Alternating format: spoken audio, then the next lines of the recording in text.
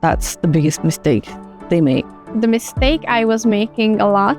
We went to the AeroPress World Championships and asked national champion baristas to share the most common mistakes they see home baristas make so that you can improve your coffee. And some of these mistakes only take a few seconds to fix. So if you want your coffee to taste like it was made by a national champion barista, these are the mistakes that could be holding you back.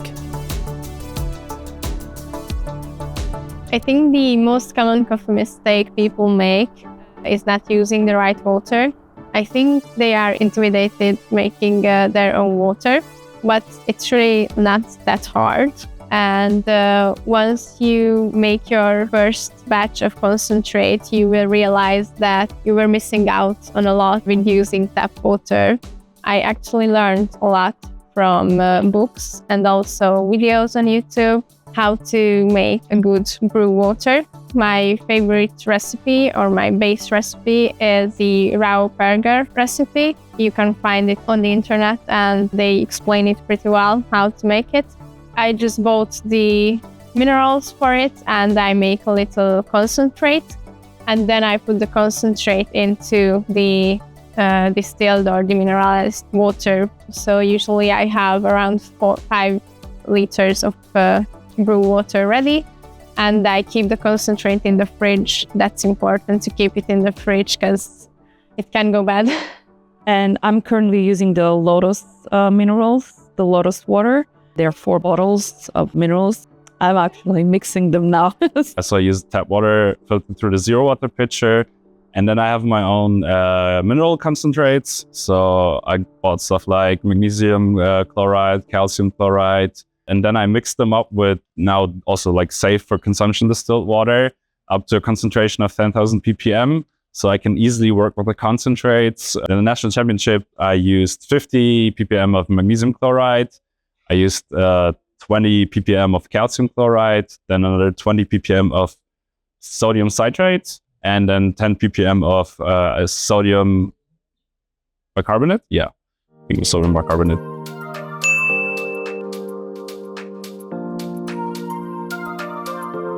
The cleaning of the equipment, I think, is an important aspect. I think that's what people do mostly. They don't clean their grinders or their kettles enough, and that maybe will improve your coffee taste. I think it happens sometimes, not only with AeroPress, but with other methods as well. Didn't clean it enough, didn't clean the grinder. It affected the coffee.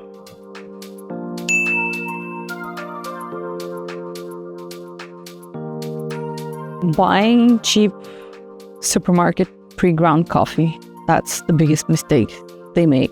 I'm like, guys, you have the means, at least invest in good quality coffee. Buy that. It's much better than buying something cheap from the supermarket. And actually nowadays, comparing prices of coffee sold in supermarkets, like, bigger brands and things, you can get more or less for the same amount of money, something super nice and very good from a roaster, local roaster. So yeah, that's the biggest mistake for sure. Make sure you grind your own coffee. Don't get it pre-ground. It's, let's say it's going to, if you're having pre-grounded coffee, it's going to give you a stale aftertaste from time to time. Like number one recommendation would to find a local specialty cafe or roastery. Go there, ask for advice. People are eager to help you because people working in specialty coffee are enthusiasts. If you're starting like a supermarket, there's like easy things you can use. Always look for the 100% Arabic label. Look for it to be single origin, let's say Brazil or Colombia or whatnot. They would have blends of 16 different coffee producing countries. Looking for light, medium roast. For commercial coffees, I would actually more go maybe in the medium roast, so you cannot taste the defects so much as you can in lighter roast.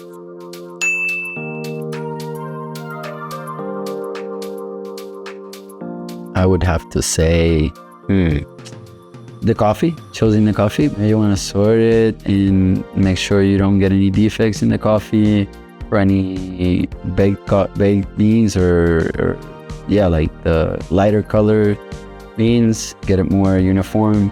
That helps, I would have to say. And I usually just sort them out also, like especially stuff like Quakers. Just in general, beans that look kind of weird to me, or just like I feel like there could be a defect, I sort them out.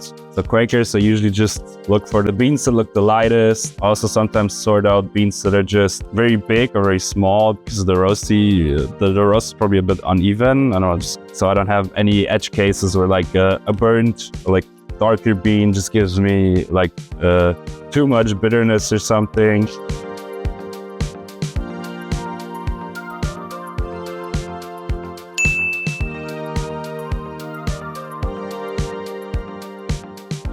Not buying a good grinder in the beginning, that was a big mistake, I would say.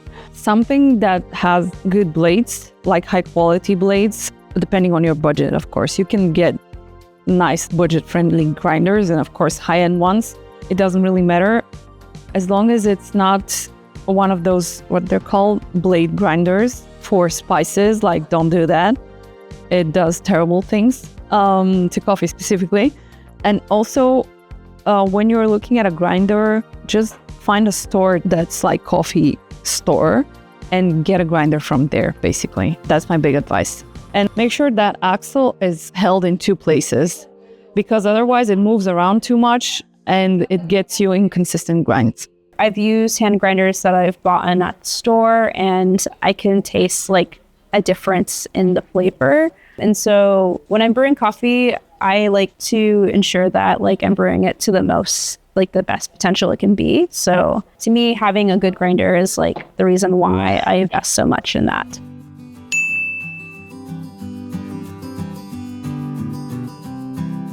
Like there's a little thing that comes loose, we call it chat. And it's a little papery thing that comes like out from in between the bean. So it's kind of stuck in there, especially like with darker roast, it disappears, but in specialty coffee, we tend to like light or medium roast. And there's this little bit of like, that comes out. When you grind it, it's all up in there. Doesn't really taste so good. So at home, I just tend to just shake it and blow it out a little bit. And the papery bits, they just come like flying out. And for me, that's just an easy step. Nobody likes this like a papery flavor in their coffee. They want to taste the coffee. So getting that out, I think, helps.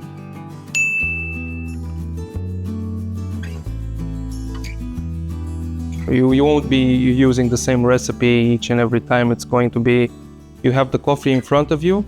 You need to understand how that coffee is processed, where it comes from, how it's roasted, because when you're going to play with the light roast, you can go higher with temperature, maybe a bit medium to coarse in grind size, and then even medium to low. It depends exactly what you're trying to do. You can go higher with the temperature, lower with the grind size to make it a bit more juicy, make it more interesting. It 100% depends on what you're trying to do. You can go medium to coarse to give it a little brightness, to feel it like it's just cleaning your palate. It's soft, it's flowery if it's something from Ethiopia, maybe something fruity if it's Colombia or things like that. So just play around with some specific settings that you want to say keep stable. Just stay with the temperature at 93 degrees or something like that. Play with the grind size, but understand at first and foremost where the coffee is coming from, how it's processed and how it's roasted. It's not about replicating what I did or what someone else did. It's about you enjoying the coffee and just making the experience fun. That's the general idea, at least in my head. That's what I did, so it's up to everyone to say.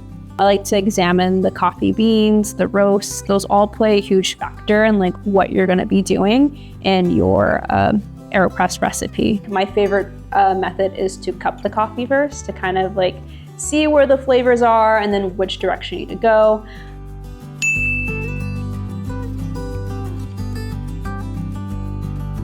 The mistake I was making a lot when making my recipes is adjusting more than one thing at a time. So adjusting your water temperature and adjusting your grinder at the same time is gonna result in a different cup. And whether you like it or not, you won't know which adjustment caused the change in the flavor. So it's harder to adjust that recipe further. I would definitely suggest that when you are making a recipe for a specific coffee, that adjust only one thing at a time. Be it your water temperature, your grind size, the steeping time, the ratios, always one thing at a time. A really, really good idea is to have like a little notebook so you can write down all your recipes. And it might be really great to just write a test recipe and then just go ahead and brew it and then write down your notes along the way. And each time that you brew a coffee, it's really important to know what changes you're making so that you can go to more of like a better tasting cup.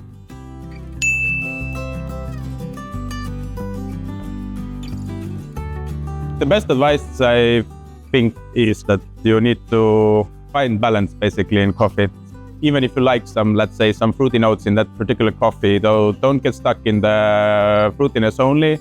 You need to find a good balance in sweetness and acidity, basically. Every coffee will have its own qualities. And what I always think is important is understand the coffee you have and let it shine. You can't make, an Ethiopian taste like a Colombian, or you're like, oh, but I want the fruit flavors out, when the coffee is just a full-bodied, chocolate, sweet, dessert-like kind of coffee. What are you trying to get fruit flavors out, Or if it's like very clean kind of coffee, let's try and get that out. So I think, look at your coffee, what are the qualities in this coffee, and let those shine.